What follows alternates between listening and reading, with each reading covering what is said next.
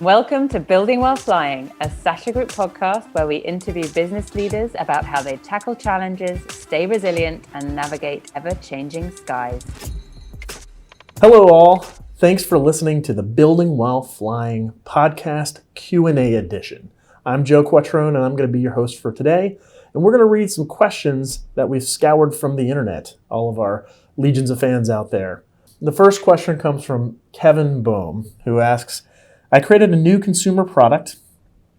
What would be your thoughts on the first step in bringing that product to market in a DTC functionality? So there's a lot of different ways you can go with this one, Kevin.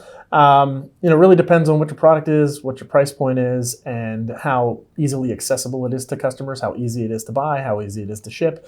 But I'd say the first step is probably understanding market viability and whether or not you have a market. So creating some sort of a testing forum, whether it be Amazon, or starting off with your website and building in the e-commerce functionality to it. You have to see whether or not there's some demand there for the product somewhat naturally.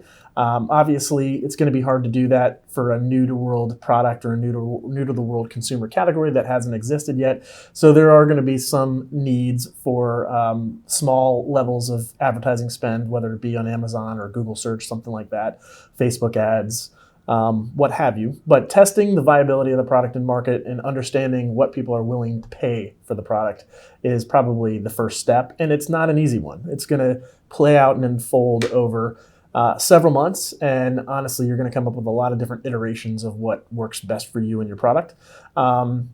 That's really kind of the direction I'd head if I were you. And the next question comes from Daniel Wagner. And he asks, as a chef apparel brand that has success locally, how do I scale globally and preach culture before sales? I've dealt with some business owners and entrepreneurs who are dealing with this exact same issue. And the interesting thing is that the issue never usually has anything to do with the market viability of the product. It usually has to do with internal employee buy-in and retention because the company's either pre-revenue or they're doing very low amounts of revenues in the early offings, and they're trying to be inspired by why to stick around on this brand when I could be making more money to go elsewhere. That may or may not be the situation that you're in, but if you are in that situation and you're trying to figure out how to set the tone for your company, set the culture so that people are really getting bought in on the brand, what I would suggest is you going pot committed as much as you can, and you're probably already there, but even more. If you think you're pot committed, add in some more to the pot. Start leveling out most of the expectations for the success of this brand on yourself versus putting too much expectation on your people to be perfect. Chances are they're not in your head. They don't understand what makes your chef apparel brand so awesome and inspiring. They need you to go out into the market and show them and inspire the masses. I can guarantee you this, coming from a guy that works at a company that was built and grown and scaled by Gary Vaynerchuk, it's definitely very easy to stick around a place like VaynerX when you're constantly surrounded by the right type of messaging and the right type of culture and tone. And that's where you need to get. I think it's just a matter of time, but just keep hammering that away and keep holding yourself to the highest possible standard out there. And the next question comes from Trevor Matthew Marks. What do you think it's going to take for brands and companies to create their own projects, join other collaborations, and get involved with the NFT space? If you had to guess, when will it be mainstream, just like brands and companies having a Facebook and Instagram or Twitter is mainstream today? Well, that's a great question, Trevor. And I was there at the early days of brands jumping on social media back in like the Barack Obama term 1 years. In terms of mainstream in society today, I still think we're probably about 5 to 10 years off of when every brand out there has an NFT project, whether or not it's a collaboration or they're doing their own drops.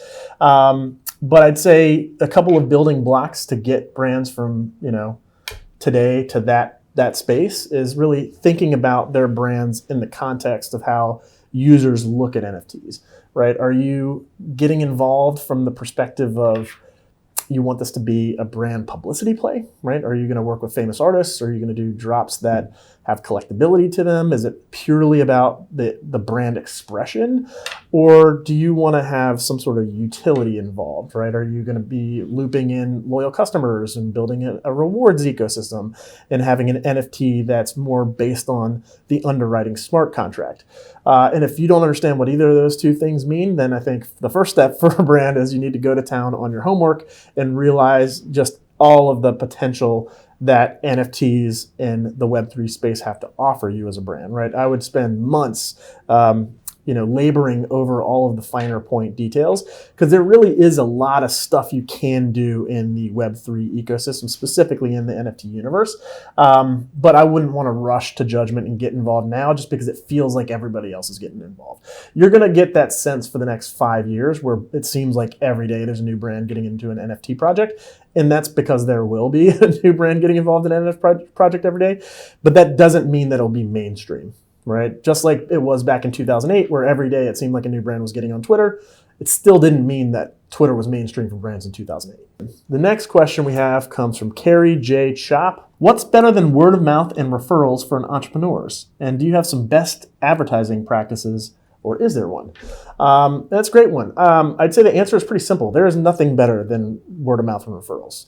The only main difference is the amount of scale that you can compete with as a small business and entrepreneur due to what the internet and social media has to provide, right? So if you were an entrepreneur back in the 80s, chances were you were not an internet entrepreneur.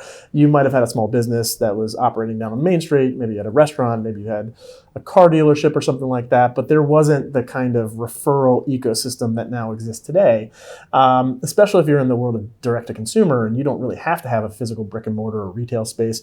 You could be, Susie in Maine could be referring Bob in Denver. That could be part of your referral ecosystem. And that's, I'd probably stop short of saying infinitely scalable, but it's way more scalable than it once upon a time was. So I'd say yes, the answer is no. And that sounds weird. Yes, the answer is no. But no, there's nothing better than referrals. The biggest, differences, and the thing that you have to understand about it is, I'd say if you were going to build a best practice around it, it's content, right? So getting good at making content, putting it on an app like a TikTok or an Instagram, being seen and being more visible, making sales that way so that you can actually recruit new customers from far and wide. That's really the best practice, is getting new customers in and then having them refer you to other people. So that customer experience is a sleeper as well. Don't forget about post-purchase and really how to cultivate that full life cycle. All right, so the next one comes from Alf East Tropical Delights. And their question is, my main business is in the tropical rum cakes space. Now I'm about to enter the market with my savory tropical meals. And my question is, how do I make sure when I promote one, I don't drown out the other ones? Giving each one of them their own special love. I'd say that you could go a lot of different ways with this answer, and one of them could be, it doesn't matter. You could actually drown out the other cakes, and maybe you just have a hero item on your menu. You wouldn't be the first person that went to market with a hero SKU, within their ecosystem. But if your energy is really around creating that equity across the lineup, which sounds kind of weird that I'm using the word equity, but if you wanted to be equitable across the lineup of rum cakes you have, you got to understand the difference between organic and paid social media, right? So from an organic perspective, the stuff you're doing every day, the stuff you're making content for and putting out there, don't worry about how equitable you are, right? Just make sure that everybody gets some posting here and there, that every rum cake gets a post here and there. But you really can't control how people consume it and how great your content is being assembled. But just know that if the way you put together your savory rum cake, for some reason you put more energy into that, or the video comes across better, it might go viral, but that virality will have spillover effect. It will equal out to more visibility and reach for your other rum cakes that you've done videos for as well. But if you want to control the scenario, you probably want to consider paid media, right? And across a variety of different platforms like Facebook, Instagram, TikTok, Pinterest even. And they all have different ways you can target people, whether it's based on geography or socioeconomics or interest-based. That is one surefire way you can take a pot of money and spread it out equally across all of your different SKUs and actually put those rum cakes into market so they are all getting somewhat equal distribution. And I would say that having a good organic versus paid understanding is going to be table stakes for you as a business anyway. The next one comes from Travis Andrew Cameron. What are 3 tips for traveling light on the entrepreneurship journey? And how do I keep the ability to move fast? So number 1 is going to be putting a lot of the responsibility and accountability on yourself. Number 2 is having an open mind and being optimistic. The more you believe your business will succeed, the more it actually will start to succeed. And then number 3, I think being very positive and kind towards the people that you're bringing along up in the system is also very, very interesting and unique. I think a lot of different businesses out there are placating to fear.